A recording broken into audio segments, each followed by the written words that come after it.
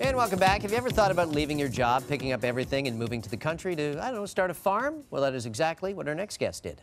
In the memoir, The New Farm, Brent Preston opens up about making the decision with his wife to uproot their family and take on the adventure of building and maintaining an organic farm. And Brent and his wife, Gillian, join us now.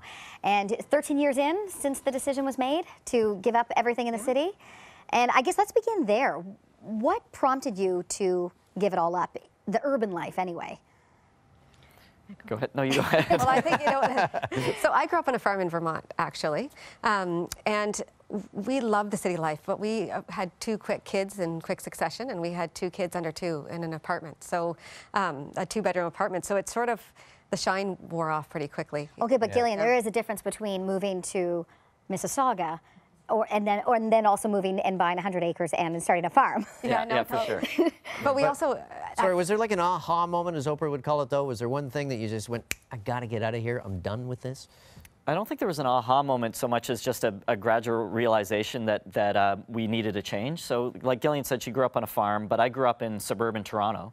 But I always say to people that I was a redneck who was accidentally born into a suburbanite's body. You know, we had a moment, I think, when we were both working at desk jobs in the city where we realized that the times when we were most happy is when we were outside doing things, working with our hands, really doing something real. And I think a lot of people now suppress that in themselves. They think a real job is a desk job, it's working in an office, but we decided that we maybe wanted to try something different. How realistic were your expectations? Not at all. Yeah, they were completely unrealistic. Well, did you struggle with it more then, being somebody who was maybe more of a city slicker? I struggled with the mechanics of growing food and building the farm business, I think, more than Gillian did, but we both, I think, went into it with really with rose-colored glasses, thinking it was going to be really idyllic and bucolic living on a farm, that we were going to have animals and we were going to have a beautiful garden, and then it was all going to be relatively easy. And we were taken aback by how just brutally hard it was. Next thing you know, it's 14-hour days. The weather's not cooperating with the crops. You know.